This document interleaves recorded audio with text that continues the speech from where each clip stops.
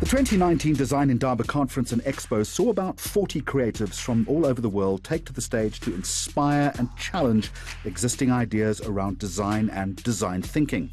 A riveting performance by local dancer and choreographer Andile Velem was one of the big talking points on the opening day of the event. Velem collaborated with creative duo NM Type, who create bespoke fonts and typefaces for some of the world's biggest brands. Velem's movements inspired a new font family, aptly called Movement. And Japanese design graduate Kai Shimizu wowed the crowd with his project called Algorithm Couture, which uses digital scanning and fabrication to create custom couture without the waste. Algorithmic Couture is a project that envisions sustainable futures through the automation of zero-waste fashion design patterns and digitizing traditional hard couture techniques. Current fashion techniques waste around 15% of the overall fabric used. By building upon zero-waste pattern techniques, we aim to reduce the waste created. Using techniques that have a history in Japanese straight-cut patterns, we aim to utilize 3D user body data to create 2D zero-waste design patterns. Through this process, we can create bespoke garments that are comfortable while being sustainable. By utilizing 3D CAD software along with machine learning algorithms, we are able to create the most optimized 2D zero-waste pattern out of user body data. This 2D data is then used in the automated production process. Through the use of digital fabrication technologies, we are able to iterate across 3D CAD to 2D fabric production and transform to customer body types and needs. Differing from conventional hard couture, we aim to allow users to take part in the design process while still retaining a fitting garment. Mass customization is an essential part of our system. Diverging from the exclusivity in hard couture culture, we strive to create a unique, open experience apart from industrial standards.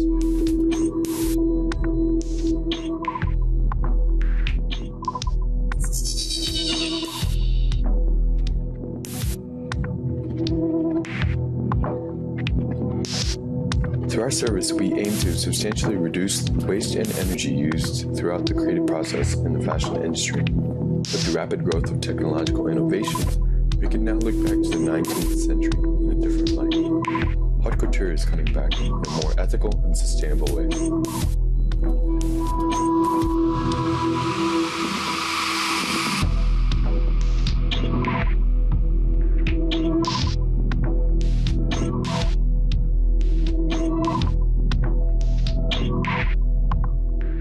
Dutch industrial designer Dave Harkens is on a lifelong mission to try and make the world better by making things. His latest project, called Precious Plastics, is a collection of DIY recycling machines that allow anyone to transform plastic into useful everyday objects.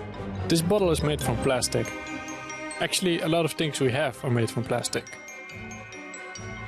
It's used everywhere, but it also ends up everywhere, damaging our planet. Which is weird. It's a precious material laying around everywhere, for free. We could also turn this waste into something new. Unfortunately, we haven't got the machines to do this ourselves. They're only for the big boys. So we develop machines that enable everyone to work with plastic and start their own little factory. Waste is shredded in small flakes, which will be used to create something new.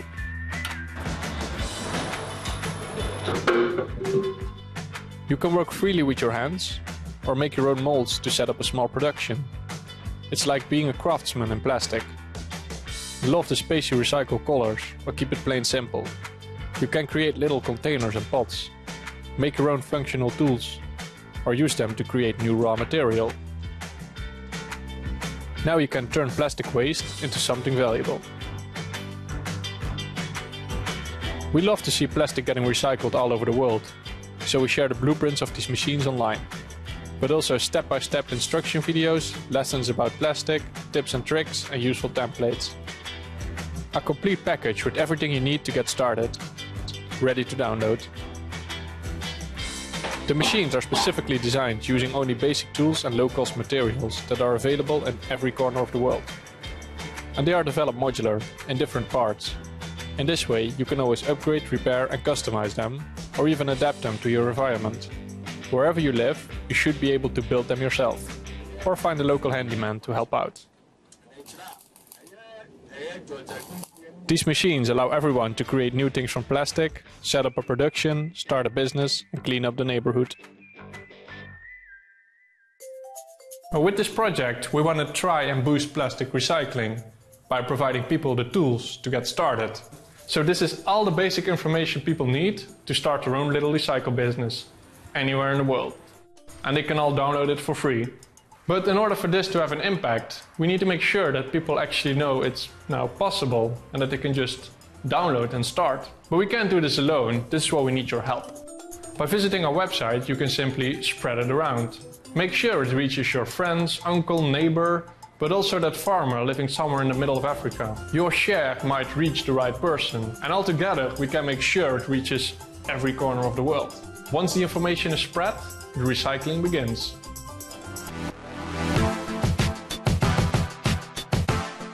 Using creativity to create a better world has been a long-running theme at the Design Indaba, and this year a project called Zipline highlighted the important role that product designers can play in solving problems. Zipline is the world's only drone delivery service that gets life-saving medical supplies and blood to the most remote places on Earth. With buy-in from the Rwandan government, Zipline has been operating in that country since 2016 and have made more than 10,000 successful deliveries to patients in rural areas. My wife is an epidemiologist, and she told me about this problem she keeps hearing about these big programs, run by different governments, by the World Health Organization, where these health programs just get stuck on logistics, of all things. And so she's like, look, before you decide what you do next, go check this thing out. Because at that time I was looking at some other things I wanted to do.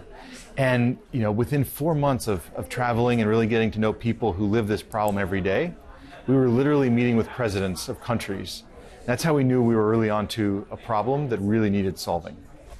In Tanzania, we met this, at the time he was a grad student, he's now a professor, named Zach Matema. And he created this app. Basically, he got doctors all around the countryside of Tanzania to text him every time they needed a medical supply. First of all, he had amassed this huge database of all these needs. But what was sad about it was that we were really looking at this database of death. Because while he told what we needed, there was no way to get them the supplies. This was one of those key moments for us that really showed us just how big the problem was, and well, of course, motivated us to see if we could find a solution.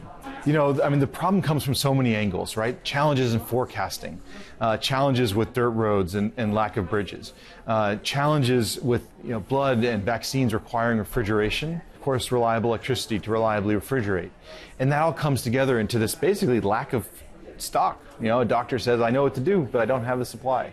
And that was really our focus, was saying, okay, hey, if we use drones, we can literally just jump over all the missing roads, and we can deliver on demand. So no need to maintain the fridges, no need to ask the doctors to guesstimate their needs. And we can just deliver what they need when they need it. This is a really challenging product to get right for a bunch of reasons. You have to be able to survive weather. That's a big challenge all by itself. In aerospace, there's an expression. Half of the challenge is in the product, half is in the operations. It's just as easy to make a plane not fly because you operated wrong as you designed it wrong. And so we really focused from the beginning on making the operations, designing the product so it'd be easy to operate.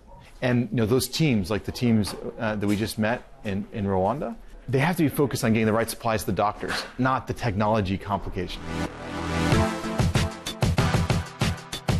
What was great about this is we didn't design it and then get the buy-in. We actually got the buy-in and then we designed it. And that way we knew we were actually designing something that would actually work. Because there's so many details, like how much you carry, how many flights per day, what kind of weather, the regulatory requirements, that if we designed it without that information, there's no way we'd make the right thing. And so what was really impressive about the government of Rwanda is how data-driven their decision-making was, which both meant that they were making the decisions to work with us for the right reasons, and they had the data to provide to the design process to make sure we actually made something that would work for their needs. To me, this is what's exciting about the future. There are now more and more examples of design not as an afterthought for these countries, but actually focusing on design for these countries is enabling solutions that the rest of the world can only dream about. So far we've flown about 1 million kilometers in Rwanda. And that's delivering about 10,000 deliveries, and a lot of those deliveries are blood. So we've delivered about 17,000 units of blood. So the operation today is scaled to the point where it flies the equivalent of once around the equator of the Earth every week. They've delivered 17,000 units of blood. Only 10 units have expired. That is a level of waste that's never been achieved, even in Western countries. And what's so cool about this is now Rwanda is using more blood than they were using before we started. We have hospitals that are using 50% more blood than they used before we got there. And that's just a sign of how, the impact you can have when you get the doctors what they need when they need it, and you don't waste something as precious as blood. We work every day to make the system fly better through heavier weather, through over more mountains and over more range. But our focus isn't so much on the range, it's on the reliability, because once a hospital counts on us to get their blood, and now their whole thinking changes to they're going to have the blood they need when they need it. Now it's on us to get through whatever we need to reliably serve that hospital. And so there's some hospitals that are just a little too far away for now, but all those other hospitals, we are laser focused on making sure we can reliably deliver to them all the time.